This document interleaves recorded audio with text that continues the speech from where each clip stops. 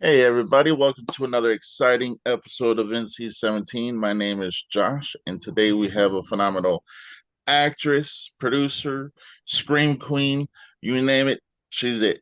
We have Aleen Isley. How are you doing today? Awesome. I have a belly full of shellfish, so like we're ready to rock. As long as it stays in the belly, not out the mouth. Oh, absolutely not. We do it Cajun style here, so Uh, it's gonna stay right where it needs to be. oh yeah. uh, you've been in quite a few movies that are phenomenal. The newest one I've seen was Curtains for Christmas. Oh, yes. That's our current favorite of the whole pack. I think because it's the newest and the most exciting because it's so different. But yeah. Oh yeah. Uh, so before we get into the good, goriness of the movies and everything like that, let's kind of go back a little bit. How did your journey to be into film start? Well, actually, my background in acting is actually in musical theater. And I've been doing musicals and stage plays since second grade when I got to be Cinderella.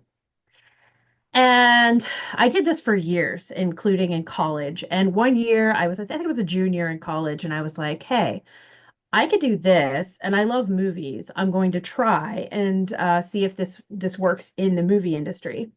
And at the time, Craigslist was super popular, so you could get gigs anywhere on Craigslist. And that is how I actually ended up auditioning for my first role, which was in Everyone Must Die, one of our films with Silver Spotlight. Uh, that was a good movie too. Thanks. That's a very straightforward. So like if you like just a basic slasher, it's great. But it definitely is very different than where we kind of are now with our tone and comedy level in our other films. Oh yeah. So we're definitely going to talk about Carousel, but I kind of want to get into the newest thing you're involved with called Ice Cream. Yes. I Scream. It's my directorial debut. It's my script. I'll be directing, and I'm basically running all of the pre-production. I will have Steve Rudzinski helping me with cinematography, so someone can be behind the camera. But it's my baby. It's my pet project. I want to see if I can do it on my own, and I'm really looking forward to it. Oh yeah. Uh, if you can kind of give us, without spoiling anything, just a synopsis of what it is, and I mean, I think with the big ice cream back, I think I pretty much know where it's going, but it's still fun to hear. No problem. Yeah, it's meant to be sort of homaging all of the 1950s and 60s B monster movies, very sci-fi. It'll be, if I was to rate it, it would probably be somewhere in the PG-13 land. It's not going to be very gory. But it is about a an ice cream in a lab that accidentally comes to life and starts devouring the townsfolk like the Blob. That's my main inspiration. Oh yeah, I mean, that's a good movie, so it's a good inspiration. I love the classic. I like the remake of the Blob a lot. The classic's fine. It was really cool to see what they could do with effects back then. But the remake is just so disgusting and body horror and also funny and strange. Like, where else are you going to see somebody swallowed down a sink train, you know? Um, So I want to I want to acknowledge all of the fun things about those sci-fi movies that I enjoy, including the puppeteering and like just the silly monsters.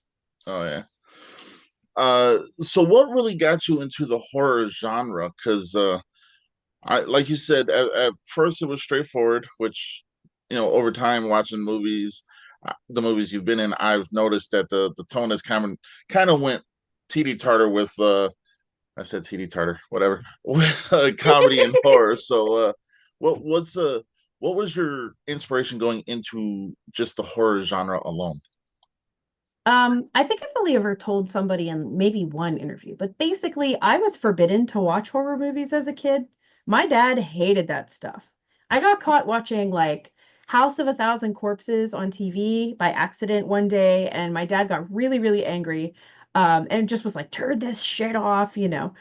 Um, so I wasn't exposed to a lot of it as a kid. Like I can remember my horror movies being like Return to Oz and like all of the ones that were written for kids but were scary in some way. Um, So of course you're going to rebel against whatever you weren't allowed to have when you get older. And as soon as I finally started diving into watching horror films in college, I fell in love, especially with the ones that had that comedy element. I love Freddy Krueger. I like Freddy way more in like part three onward, where he just starts wisecracking and like quipping. And I think because of Freddy being so funny, that's kind of what sucked me into the rest of the genre. Oh yeah. Uh, I agree. Part three on was probably the best Nightmare series, but my part three is my favorite. Always going to be. Nice. So you've been involved with pretty much closely involved pretty much with a lot of the projects you've worked with. The Carousel trilogy, phenomenal. You know, Thank you. so with Carousel, when you were kind of getting into the vibe of that movie, what was your mindset? And when you read the script for the first time, or wrote the script, or because I think you've had your hand in pretty much everything you've done, which is awesome. So what was your Yeah. what was your mindset? So Carousel has it started as a shower thought. I was in the shower and I was thinking about that scene from Mary Poppins when the carousel horses break off and they're like racing each other in the chalk drawing. And I don't know why, between dropping the soap and everything else, I was like, man, it would be really funny if you were getting chased by a carousel horse and it was just like moving like this, like in the movie. And I ran down the stairs and I talked to Steve because yeah, we were living together at the time. And I was like, Steve, here's the premise. And he's like, I don't know. And then I said, but wait, it's called Karis Hell. And he's like, all right, done. We're making this movie. So from day one, the project was supposed to be sort of absurd on some level, and like the jokes about an inanimate object being able to do lots of things that it shouldn't be able to do, those came from the gate right out the start. We co-wrote the project and the rest of the trilogy together, and I couldn't be happier with where it ended up. We have a little bit of a tone shift, as you probably are aware, in the second film. And I feel like we told a really good, complete story with consequences and character growth and themes and messages. But we do know that sometimes people aren't as into the sequel and the third part because they're not just like a straight hack and slash film anymore. Yeah. But man, I'm so proud of that series. Oh yeah. I mean that trilogy kind of is the mindset of what a lot of independent people are really looking for, though. Because I mean, you start out one way and the story is going a certain way, and you hope everyone's following the story. But toward the end, it was like, I agree with you. It was a complete story, and beginning, middle, and end. So part one, two, and three complement each other, and the mindset that you have, like the know-withal of knowing that you're going to complete this, was awesome. So my hat's off to you. So Oh, thank you. Rumor has it we might possibly consider starting four next year. okay. We'll see. We'll see. Oh yeah. uh but you also have other movies that I have seen. Believe it or not, I've seen quite a bit of your movies. Oh, all right. Lay them on me. Lay them on me. What you got? Shingles. Okay. All right. I, Yeah. I was definitely a little bit different than some of the other stuff you've been in, but definitely still in the same vein as you got the elements of everything you want, you know. But That that project's was so different because we didn't write it, so it has a lot of the same beats when we're filming it, but it's not quite our sense of humor. So yeah, like that's that difference I think that you're noticing. It's just a little off, a little not our original take. uh, uh I'm gonna say though, I'm gonna go back to Curtains for Christmas. That was a phenomenal Mhm. movie. Yeah. Like, I don't know Thank if you. you've seen my review on here, but I reviewed it, and even when I talked to Steve, I think I gave him a solid rating. But I've watched it a couple more times. Not gonna lie, 10 more times, but still, it is now in my Hall of Fame. I It is. love that so much. It's I don't know, the way you guys make, especially you, the way you make these characters come to life is next to none, because we see you're having fun, but we also see you're killing people. Hey, So that's I mean, also fun. oh yeah, and I want to a little bit say that in Curtains for Christmas, he kind of gave a little bit of the quips like Freddy Krueger, so the resemblance was very good. Oh, that's actually very, very flattering. I know she doesn't write the best quips. Like there was that point where Holly's like, your music sucks, and that's all she has to say. And I think that's really funny because she wishes she was that good, like that intelligent on her one-liners. But there's just a certain charm to that movie. I think it's the mix of the romantic comedy and the slasher together that really sort of bring everything home, and it gives you the warm fuzzies and also the cold ickies at the same time. Oh yeah. Uh, so let's go a little bit more into Ice Cream. Mhm. So when you were writing it and you kind of had the mindset of what you wanted, so when you go to film it or kind of like put things together, what are your hopes of beginning, middle, and end? Do you hope it all hits the way you envisioned it? Yes, definitely. Since this is my own project that I wrote, outside of a few advice moments from Steve, I really wanted to make sure that it fits in with the rest of our film catalog and really tells a clear story. And I tried to pick characters that would both be tropes from the sci-fi movie films. Like, obviously, you have the friend that's like the over-obsessed cinephile that knows way too much about movies. And you have the retired veteran hero that's going to help you out. And you have like the nerdy character who's in love with somebody else. So I want to hit a lot of those characters, but I want to make sure that the story is still exciting and clear. One of the things we try to do is write without adding too much padding or exposition that doesn't need to be there. And so it's really hard deciding what to keep and what to cut to make sure it flows well and doesn't feel like you're just artificially inflating the movie with, music videos or something random that doesn't belong in the middle. So I'm really hoping you follow along with the characters and that they're likable. That's like my biggest hope, even when they're being cheesy or nerdy or saying too many puns. Oh yeah. Do you have certain specific people you'd like to cast, or is it just open for anybody to audition and stuff like that? It's a mixed bag right now. The four major leads, oh, of course, a train is coming by. The four major leads have been cast, sort of from a mixed variety of places. There were some open call auditions for a few of the leads. One of the lead roles is actually being played by B. Barnaby, who is the voice of Robbie in the Carousel films. I had a bunch of friends over the house, and for my birthday, I said, "Hey, you're all actors. Can we read this script together? I want some feedback. I want to know how you guys feel." And I really loved B's interpretation of Charlie, my main character. So I offered them the role right there on the spot. I love working with them. I know they're going to be great and lovable.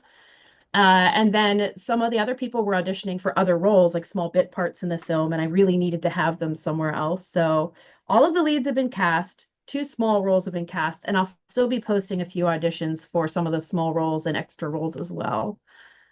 Because it's a passion project, I kind of had to work quick and ask a few favors, but everybody's getting paid. That's the important part. Yeah, yeah, because I know that it's the independent scene. Sometimes people will chew you up and spit you out if you can't do that. So, and I'm learning that as I'm getting into that world. So, Yeah. Anybody that wants you to work for exposure, it better be the best set you've ever been on because it's a long, hard day for a lot of people. And not saying that, getting credits under your belt and getting exposure in the industry isn't great, but it's nice to be compensated too on some level. yeah. Uh, you got a couple other things coming out. One, Cracula. I've Yeah. talked to a couple people on that set or on that cast already, but you play Scarlet. Is Can that her you? name now? Yeah. She's been through like four different names in the course of filming that project. Oh, well, right here it says Scarlet. Uh, so what was your experience doing that one and kind of like being around the cast and stuff? Because, like I said, I've talked to a couple of the people and Tim Hell and stuff like that. So, what was your experience? Well, Cracula came about because I've been wanting to work with a few other directors and kind of broaden my horizons. Steve and I work really well together, and I have no desire to leave the company, but I also want to try something new. And I happened to luck into Cracula. They had a character that wasn't going to be on set, and they asked for a fill-in, and I immediately was like, all right, I've been wanting to work with Brad Twigg, like I'm gonna apply, and I got cast. The set was great. I was on set, I'll be honest, I was on set for one day. So my role is not that big, but I had a wonderful time. Like my sides hurt from laughing so much. It was a very late night, and we got rained out from an outdoor shoot. So Uh, I think everybody that was in the cast and the crew really weathered it well, pun intended. And they kept a nice vibe going, and they were really great to work for. And I would do it again. In fact, I did already. I'm going to be a small part in Heartbreaker as well, which is another film of his coming out. So I hope to keep working with Brad and that whole crew of people because everybody was delightful. No regrets. oh yeah. So are there people that you haven't worked with yet that you would love to work with? Oh gosh. Well, I always tell we see Sean Donahue all the time. And I know he does a lot of exploitation stuff and whatnot down in Florida, but I always tell him, like, if I'm ever in the area and I can work with you, like, let's get that together. Um, I've had a small bit part with BPO films with Ben Deedles and his crew. They're fun to work with. I can't wait for that movie to eventually come out. That is Dead Guy on the Davenport. Yep. Uh, and then like there's other Pittsburgh locals I'm trying to work with. I know Maddie Deering from Bathtub Shark Attack is somebody I'd like to gel with at some point. She's great in person. She's a good friend. So I'd love to have a role that fits that I can help her out with. Um, and I'm not gonna lie, I don't know a ton of the indie scene people. I know like the movies, but I don't know the directors as people as well. Like I know the guys that did we talked to the guys that made Killer Pinata. They're pretty nice. Oh yeah. And the guy that did Lamageddon, we've connected with him as well. And also Justin and Zane over at the Barn team that did the Barn 1, 2, and 3. They're phenomenal. Maybe I could work with them sometime too. Like anyone really, like anybody that will take me, I'd be happy to, as long as, the script is something I enjoy. Oh yeah. Uh, so speaking of, scripts and stuff like that, when Yeah. you're writing, and do you ever get to a point to where you're like, maybe this is too much and dial it back a little, or is it just straight balls to the wall and we're gonna go forward no matter what? I think writing is a lot like acting, where too much is okay because it's easier to dial it down than to have to try and turn it up and give more. So when I was writing the movie, this particular movie, I screamed. There was no point in which I was like, this is too far, because I think it's really going to play into the B movie comedy stuff.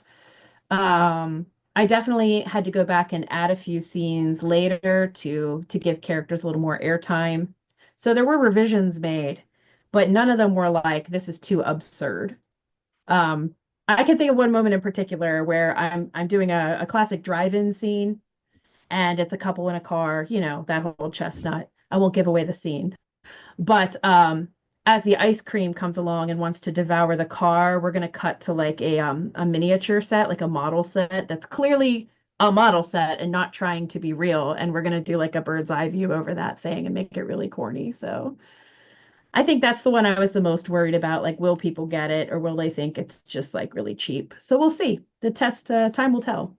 Oh yeah. Is there a possible starting dates, and kind of are you hoping for it to be out this year or next year? Oh, 100%. I have a Kickstarter up right now to see if I am paying for the whole thing out of pocket or if I can get pre-orders in to pay people faster. So the outcome of the Kickstarter will decide how long it will take to shoot the movie. I plan to have it shot this summer. I'd like to be done by the end of July, but we'll see. And we work pretty fast. So once everything's in the can, we'll probably have the movie done a few months afterwards. I'd like to slate for a late fall release. We're also shooting Wally Meets Popeye, and that starts shooting on Saturday. So that one will be out first of the two films. And so that might push Ice Cream back a little bit just because of time to edit and get everything authored and everything. But That's what I'm hoping for. Within 2025, I'd like to have the project shot, edited, and on people's shelves. Oh yeah. All right. So here's a question I've never asked anybody, and I Ooh, specifically newbie. saved this one for you. Okay. What is the funniest thing that has ever happened on any set you've been on? Oh, jeez. There's so many.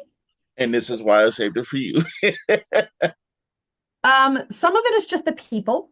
So like you've seen Shingles. That scene with Blake and Jessa playing the two aliens in the frat house. And Blake's like, no. Like that was the scene I think I've broken the most on ever. Like we laughed so hard. So as far as like people to be around, that's probably the funniest people that we've worked with. Okay, so we were on the set for Cracula. I don't know if I'm supposed to. I'm going to tell it anyway. We're on the set for Cracula, and Mel, who's playing Peaches, we're waiting out the storm, and there's this like this little vibrator prop that is just going like making buzzing noises, and we're playing around with it, waiting, and they start. I was like, this looks like the very hungry caterpillar, and so from memory. They recite the entire story of the very hungry caterpillar, but as Peaches the pimp. And it is like, I'm like rolling on the ground laughing. So that wasn't even our set, but that's just a moment that stands out to me right now when you ask that question. I'm sure I've got 700 stories from our sets too, but that's the most recent one I can remember. Oh yeah, that's awesome. It was ridiculous, and I will never forget it. Speaking of Jessa, you guys worked with her a couple times. Gosh, we love Phenomenal. her. Yeah. She's a phenomenal actress. So your first time meeting her, and just actually, your first time meeting a lot of the people for the first time. What was the kind of introduction that you would give them, if you can give that to us now, I guess.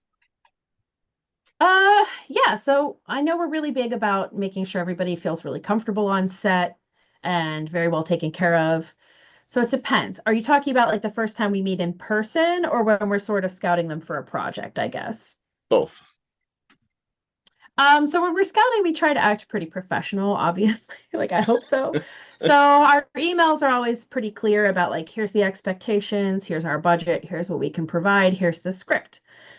But if we also happen to be talking and certain topics come up, like let's say we both love Disneyland. So if you love Disneyland, you're in. We start chatting, it's like nonstop.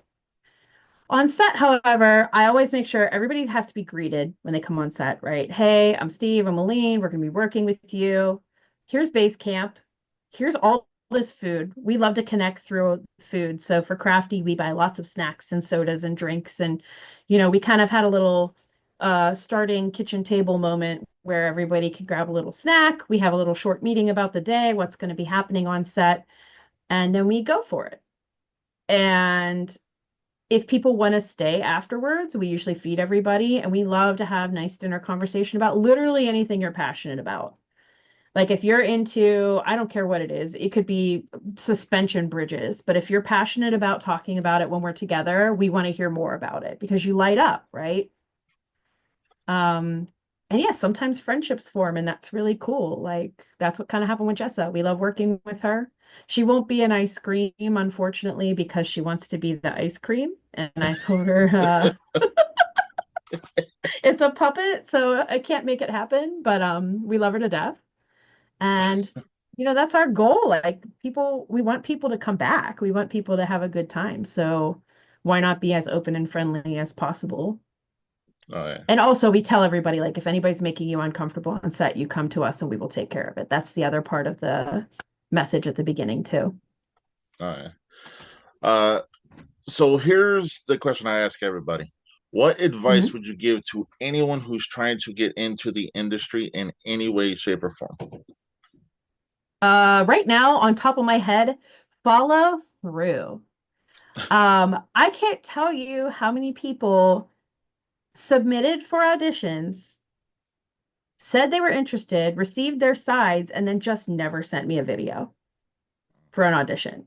And I don't understand.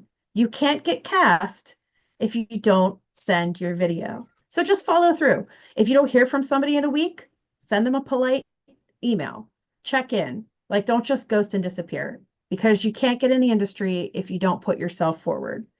Um, Try. You might get told no, but keep trying because somewhere down the road, there's going to be something that fits you. And when that part comes along, you'll be ready for it. Okay.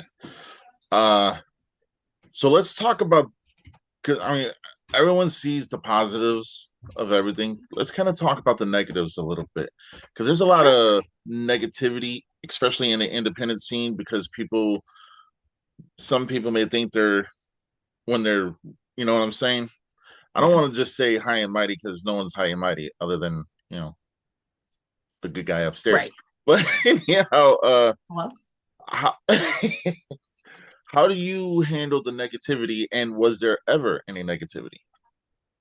Uh, yeah, I mean, in when you put yourself out there in any industry, especially the arts, there's going to be negativity. There's going to be people who flat out don't like what you make.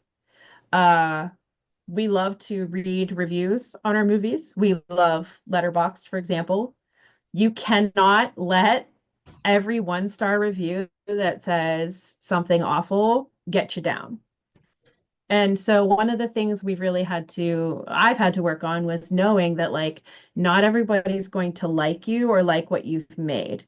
And that's acceptable because it's an opinion and that's okay. But I don't like when people will then take it and get really personal and they'll say stuff like, you should take a trip down the train tracks, you know what I'm saying? So I think there is a level of anonymity I like to try and keep online. Like I don't want to be on social media for so long because if you let all those negative voices get to you, it can really drag you down and make you feel crappy about yourself. Um, you still have to be able to take criticism, but I do think there is a negative side to the industry, especially as an actor or actress and you're on camera and people want to comment about like your body, your teeth, your hair, whatever's going to annoy them. And most of the time, these things are things that are out of people's control. So all you can really do is take the things that make you feel yucky from those experiences and turn around and say, I'm not going to do that to someone else. Like, try not to spread that, try not to apply that down the line to anybody else. Whether you're a director who thinks that you're better than other directors or an actor who thinks you deserve every role, some people may have that attitude and that's okay, but you still have to treat people with respect. So if you're going to go into the industry, you got to have a little bit of a hard shell sometimes and make sure that you can handle it. Oh yeah, you know, I'm a big believer in all publicity is good publicity, good or bad. You know, because if someone hates it or doesn't like it, they're still putting the focal point on what you're doing, so it's going to get other eyes who might thoroughly enjoy what you're doing. You know, so I mean, Sure. but that's a good thing to do and to know because there's a lot of negativity out there. So but you ain't gonna get no negativity from me because I actually 100% enjoy everything you guys do. So Fantastic. it's like my wife doesn't watch horror movies, but she sat down the other day and watched all three carousels with me. Oh, that's amazing. I'm so Yeah, glad that we could be a nice gateway for her because, man, I just love those movies. Can we talk this whole death of a unicorn situation for a second? Are we go allowed to ahead. do that? Yeah, go ahead. Have you seen Death of a Unicorn? I haven't seen it, but go ahead. Okay. We haven't either, so I won't spoil, but I know like the plot, right? I can't tell you how many people on the internet will post that movie and then be like, it's the first killer unicorn movie. I've never seen a killer unicorn movie before. And I want to cry because Carousel existed long before that. In fact, there were other movies out there. There was a killer unicorn in Cabin in the Woods for crying out loud. So to see this, like, I love A24. I've enjoyed all of the films I've seen from them so far. But you see this giant, big budgeted group getting all of this publicity and then claiming like it's the first of its kind. It really makes me burn. Oh Especially yeah. because the plot is about a unicorn trying to get revenge for its kid who gets kidnapped by a group of people trying to live longer.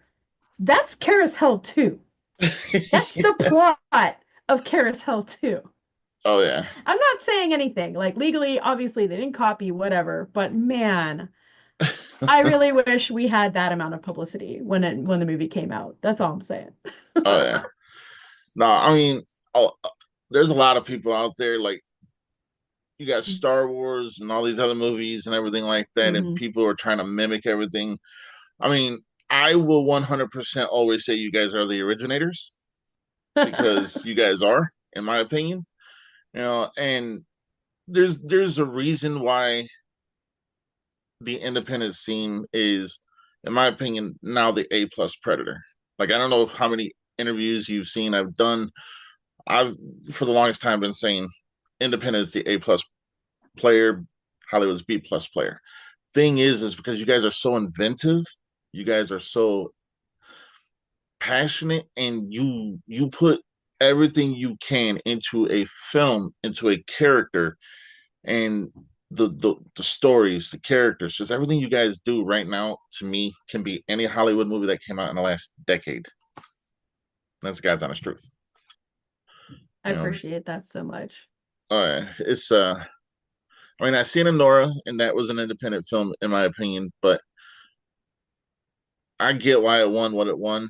But then again, you got to look at who's hosting those award shows. So, Well, you can't take award shows into account because it's all political anyway. I mean, there were people who've been snubbed who have given the performance of a lifetime just because they didn't want to rep, whatever brand is in the goodie bags that year, or, they're the wrong color or whatever for the judges. So I mean, I don't really put a lot of weight into things like the Oscars. I do like the Tonys because at least the musical theater talent's usually about the actual productions. But I feel like the Oscars have become so, it's like the Electoral College, right? You could tell them what you want and they're still going to vote for whatever they want anyway. So, oh yeah, um, I don't let that be a benchmark for what I think a movie should be.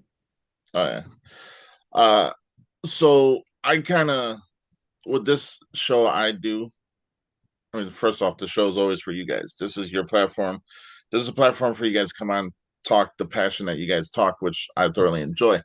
But there's actually a Mhm. group of us that sit and watch these movies, you know? And Oh, yeah. so with talking to my co-hosts who are never here, so I feel like I'm in a loony bin because I always say co-host and no one ever shows up. So, but you are up for an NC-17 award for later this year. Ooh. For curtains for curtains for Christmas. Yeah, even though it came out in 2024, I didn't see it till 2025, so therefore it's a 2025 movie for me. But you are up for lead actress. So Ooh, that's so exciting. I'm gonna turn like 14 shades of red. I appreciate that. Even just to be in the running is like flattering. So I appreciate that a lot. it's see the I always want everyone to know, especially the guests that come onto the show. This is always going to be a platform for you guys. So you guys are more than welcome on this show anytime. It's never been about me. I don't care if I strike it rich or if I stay poor. I'm not poor. You get what I'm Yeah, saying. yeah. But no, like I thoroughly enjoy the movies you put out. So what kind of jackass would I be to say, hey, come on one time? No, you're more than welcome on the show anytime. So yeah. Well, But maybe we'll come back and we'll discuss the movie when it's done. I'd love to hear how it goes. oh yeah. Oh definitely. Definitely. Uh so we're coming to the end of the show. I'm going to give you the floor for a couple of minutes where you can plug your socials, where people can watch your movies, can stay kind of up to keep up with what you're doing. I've been up since 4:30 in the morning, so my mind is kind of running. But You're doing uh, great. You're doing great. I would never be able to tell. but yeah, Okay. just so everyone can keep up to date with you. There we go. I said it right. This is the plug it in section, like Glade plugins, right? I'm not Yes. sponsored by Glade, but okay. So, I'm pretty easy, I think, to find if you just use my name. I'm on Facebook under Aleen Isley. I'm on Instagram under Aleen Isley with no punctuation or spaces. Um, we're silverspotlightfilms.com, which is where you can buy our movies on physical media. We have stevebuster.com. That's Steve, the guy's name, like from Minecraft. Steve Buster. That's where you can watch all of our movies digitally. We have the Carousel films and a few other movies screening on Tubi. Um, I Scream is on a Kickstarter link right now. The easiest thing you could do is just go to the Kickstarter website and type I Scream, like, and you would get my project. We have 18 days left at the time of filming this to raise another like $3,500. So I'm hoping to make the money. This movie is getting made no matter what, but it would definitely help me a lot. And if you're looking for spicy content, uh, the page with the oscillating cooling devices would be gills, like the thing fish have, period, N, period, thrills, like a thrill ride. So I'm not on there as often right now. We've got 3 projects going on this summer, but when I check in, that is where I do, and that is where you can ask me for those sorts of posts. I think I've covered just about everything. Yeah. All right. Well, you have been a phenomenal guest. Uh, I am definitely looking forward to Ice Cream. So when it comes out, I will definitely be watching it multiple times because I'm a nerd like that. Uh, I mean, you don't get it. I've seen curtains for Christmas at least 15 times. No. Okay, wait, Yes. wait, wait. What's your favorite Holly moment in that movie? Believe it or not, my favorite Holly moment is when the little one gets it. Yes, we love a good child on screen. Yeah, because it's like, all right, innocence, and then all of a sudden it's like, you're dead. I was like, wow. Awesome. Yeah, Oh, but what I thought was the best, like absolutely my favorite scene was your first kill. oh, the boyfriend. Yeah, Yes. because you kind of got that little bit of a Heath Ledger's Joker look in your eye when you started doing it. I was like, Okay. okay, this dude's about to bite the dust, and I'm in for it. So it was Uh, phenomenal. if you if you like the monstery stuff where I'm like definitely a villain, other than Carousel too, because Ilsa obviously like Nazis are monsters. But you can also check out a movie called Head Case. I don't know if you've seen that one yet. No, I It's haven't. by the filmmaker's name is Michael Atrada, and I play a woman who is slowly becoming a zombie in that film, and then I go feral at the end, and it was a really fun time, and it's very different than everything else I've done on film. So that might be a fun one if you like me in general, to check out. Oh, you're a phenomenal actress. You know I'm going to check it out. Thank you, I appreciate it. I want to hear how different that one is. I ate brains for that one, okay? Zombies is my favorite subgenre, so I'm definitely going I to check used to that out. play one in a haunted house for like years, and Oh, I've done haunted house work for like 8 years, and that's where all the zombie play came from. So oh I yeah. hope you like that one too. Well, once I watch it, keep up to date with the show because I'll do a full review on it. Sweet. Sounds Yeah. good. You've been a rock star, an all star, all the other stars you can be. I Awesome. want to thank you for coming on. It's definitely been a blast. I had fun, and you are a phenomenal actress, phenomenal person, and I respect what you do. Thank you so, so much. And thanks for having me. And yeah, I'd love to come back sometime. So hit Oh me yeah, up when everything is done. most definitely. All right, Cool. everybody. Until next time, stay NC-17.